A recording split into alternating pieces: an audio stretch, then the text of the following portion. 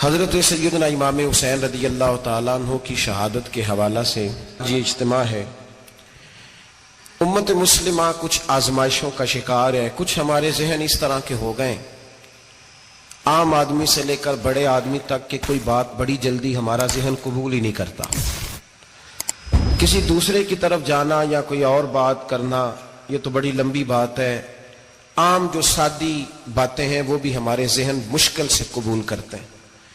چونکہ شکوک اتنے ڈال دیے گئے ہیں، شک اتنا پیدا کر دیا گیا ہے، تفریق اتنی ہے، بدگمانی اتنی ہے، بری سوچ اتنی زیادہ ہے، بڑی مشکل ہے لوگوں کا کچھ چیزوں کو قبول کرنا۔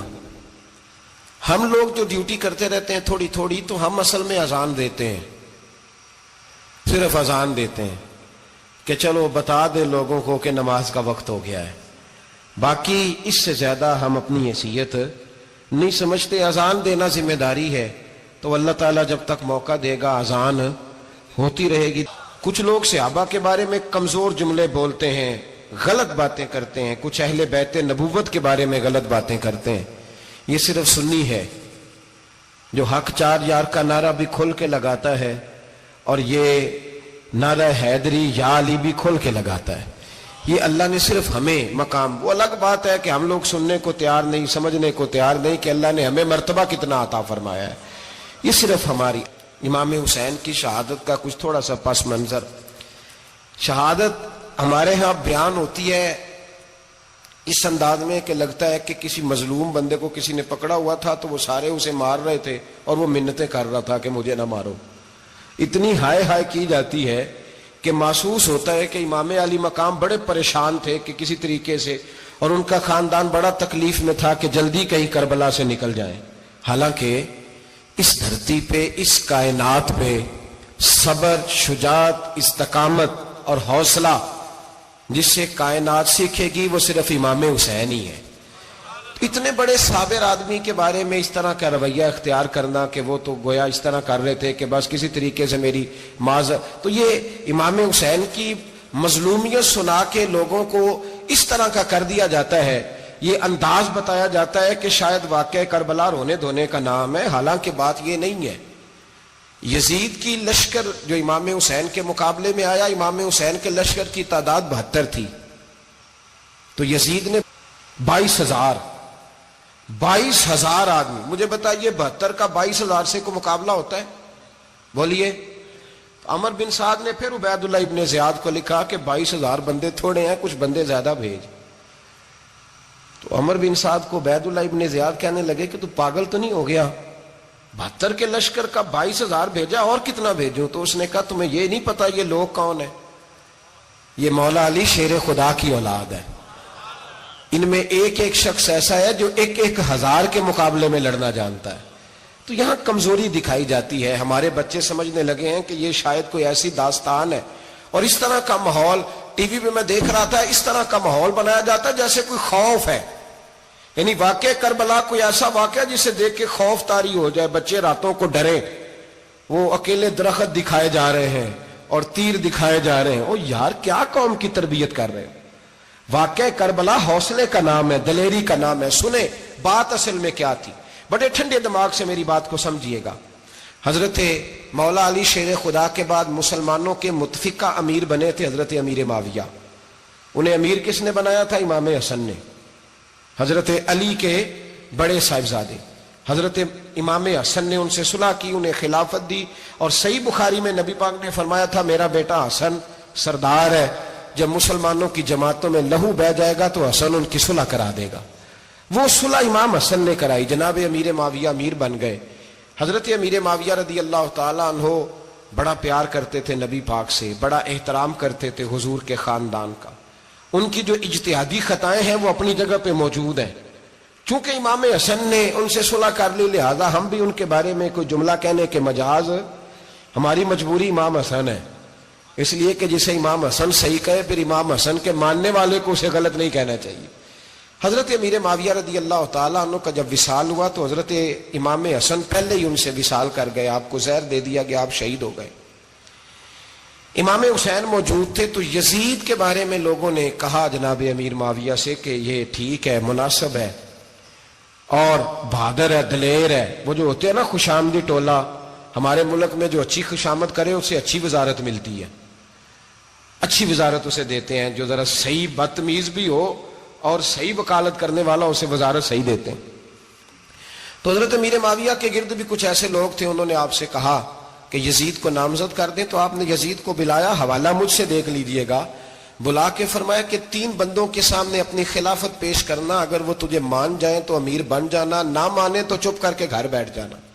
وہ 3 بندے کون ہیں؟ جناب عبداللہ ابن عباس، حضرت عبداللہ بن زبیر اور امام حسین رضی اللہ تعالیٰ عنہ. یہ وصیت فرمائی جناب امیر معاویہ.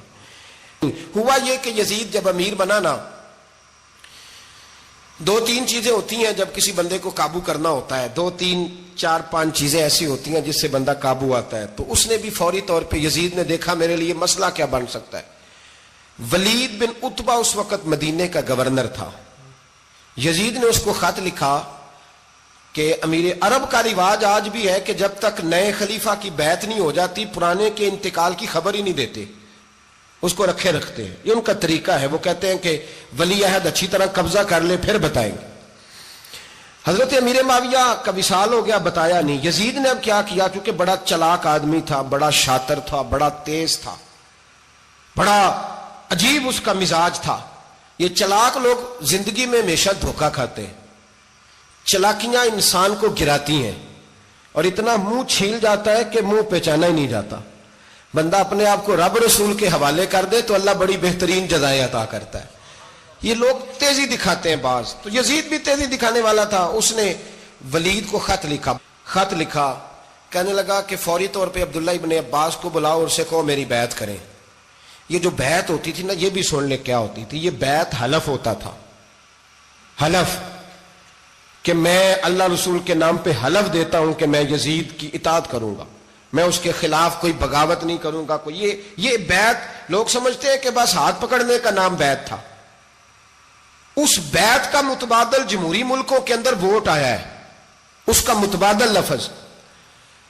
تو کہا بیعت کرے. حضرت عبداللہ ابن عباس کو بھی بلاؤ، عبداللہ بن زبیر کو بھی بلاؤ، امام حسین کو بھی بلاؤ. امام حسین آدھی رات کے وقت بیٹھے تھے مسجد نبوی میں، چونکہ 5 نمازوں کی آپ امامت کرتے تھے. ان اللہ خیر کرے جڑا نماز پڑھائے ہو مولوی، تو جڑا ٹل پائے ہو پیر، جڑا مہینہ نہ نہائے چھوٹا پیر، تو جڑا 6 مہینے نہ نہائے ہو بڑا پیر. کہتے بابا پہنچے ہیں، کڑے شڑے جو پہن لیے. بھائی امام حسین تو نمازیں پڑھاتے تھے، مولا علی تو نمازیں پڑھاتے تھے، مسجد کے خطیب تھے. اب اس کو تو مولوی کہہ دیا جاتا ہے بیچارے کو. تو ملنگ کون ہوتا ہے جی؟ کہتے جڑا کپڑے کٹ پائے. کیا تماشا ہے، قوم جدھر دل کرتا ہے نکل جاتی ہے. امام حسین نماز پڑھا کے عشاء کی بیٹھے تھے جناب عبداللہ بن زبیر. عبداللہ بن زبیر کون تھے؟ یہ نبی پاک صلی اللہ علیہ وسلم پھپھی کے پوتے تھے اور جناب صدیق اکبر کے نواسے تھے. حضرت عبداللہ بن زبیر اور جناب زبیر بن عوام عشرہ مبشرہ صحابی ہیں، ان کے بیٹے تھے. بہت زیرک آدمی تھے. یہ بھی امام حسین کے پاس بیٹھے تھے. عبداللہ ابن عباس بھی تھے جو حضور کے چچا کے بیٹے ہیں، اس امت کے پہلے مفسر ہیں قرآن پاک. یہ لوگ بیٹھے تھے. تو ولید نے ایک بندہ بھیجا، اس نے آ کے کہا جناب آپ کو گورنر صاحب نے بلایا ہے. تو عبداللہ بن زبیر کہنے لگے حسین اس وقت بلانے کی بات سمجھ میں نہیں آئی. تو امام حسین بڑے بصیرت والے تھے، اللہ نے بصیرت دی تھی. کہنے لگے عبداللہ آپ کو سمجھ نہیں آئی، مجھے سمجھ آ گئی ہے، امیر معاویہ وصال کر گئے اور یہ ہمیں جو بلایا گیا ہے نا، یہ یزید کی بیعت کے لیے بلایا گیا ہے. تو کہا پھر آپ آدھی رات کو نہ جائیں، آپ کے لیے خطرہ ہوگا. تو امام حسین فرمانے لگے خطرہ حسین کو نہیں ہوتا، حسین کو خطرہ نہیں. کہا پھر بھی آپ مہربانی کریں ذرا احتیاط سے جائیں. تو جناب عبداللہ ابن زبیر نے، عبداللہ ابن عباس نے 14 بندے نیزے دے کے، تلواریں دے کے امام حسین کے ساتھ بھیجے اور کہا کہ امام حسین اگر اس نے کوئی غلط ملت بات کی نا، زبردستی بیعت کرنے کا کہا، تو آپ بس کوئی ایک بات اونچی آواز میں کر دینا، یہ سپاہی پیچھے آ جائیں گے. امام حسین ان 14 بندوں کو لے کے گورنر ہاؤس پہنچ گئے. جب آپ وہاں پہنچے اس نے بتایا، اس نے کہا جی حضرت امیر معاویہ انتقال کر گئے اور آپ نے یزید کی بیعت کرنی ہے. تو امام حسین فرمانے لگے میں چھپ کے بیعت نہیں کروں گا. مجمع لگاؤ، جمعے والے دن اعلان کرو. جو طریقہ ہے حضرت ابو بکر صدیق کا، جو طریقہ ہے حضرت عمر فاروق کا، جو انداز حضرت عثمان غنی کا ہے، جو مولا علی کا ہے، سر عام اعلان کرو. اگر ساری دنیا یزید کی بیعت کرے گی تو میں بھی تیار ہوں. تم مجھ سے بیعت لے کے پھر لوگوں کو بتانا چاہتے ہو کہ حسین بیعت ہو کر رہے ہیں تو تم کیوں نہیں کر رہے؟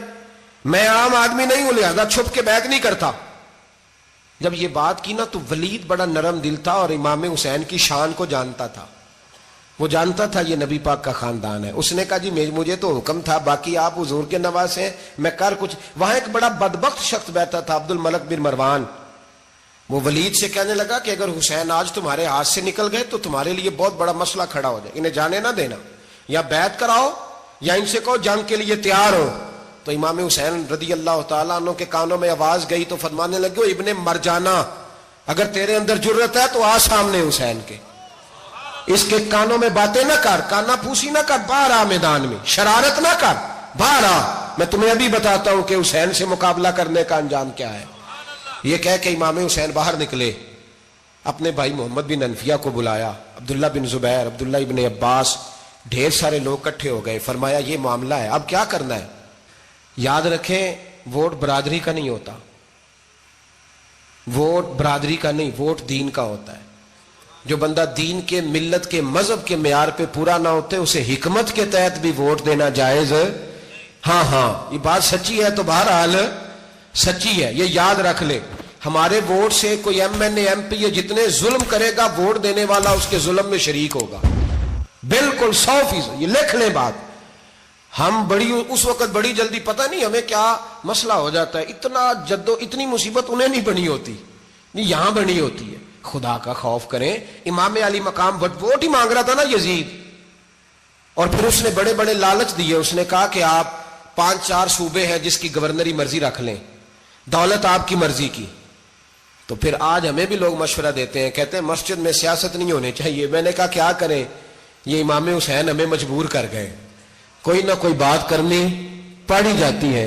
امام علی مقام نے فرمایا چھپ کے ووٹ کی بات، بیعت کی بات نہیں ہو سکتی. آپ نے جا کے لوگوں سے مشورہ کیا تو وہ کہنے لگے حضور وقت ابھی مناسب نہیں ہے، آپ اس طرح کریں یہاں رکے، ہم مکے سے، عراق سے، کوفے سے لوگوں کو بلاتے ہیں، یہاں ایک بڑی مجلس مشاورت قائم کرتے ہیں. امام حسین فرمانے لگے اگر تم مشاورت قائم کرو گے تو ولید اور عبد الملک بن مروان وہ تو جنگ کرنے کو تیار ہیں، اور نبی پاک نے فرمایا ایک مینڈا ہوگا جس کی وجہ سے مدینے کی گلیوں میں لہو بہے گا. فرمانے لگے میں وہ بکرا، وہ مینڈا نہیں بننا چاہتا. کہا پھر آپ کیا کریں گے؟ تو امام حسین رو پڑے، فرمانے لگے میں مدینہ چھوڑ جاؤں گا لیکن مدینے کی حرمت پامال نہیں ہونے دوں گا. امام علی مقام آدھی رات کے وقت نکلے. سیدہ فاطمہ کا دروازہ ایک اس دن تھا جس دن حضرت مولا علی کوفے چلے گئے تھے، اور دوبارہ آج تالا لگا جب امام حسین نکلے. آپ جنت البقیع کے پیچھے کھڑے ہو کے حضور کا روضہ دیکھنے لگے. اس وقت گنبد تو نہیں ہوتا تھا، روضہ دیکھنے لگے. نانا تیرے کرم کے خزینے کی خیر ہو، میں جا رہا ہوں تیرے مدینے کی خیر ہو. سارا خاندان لے گئے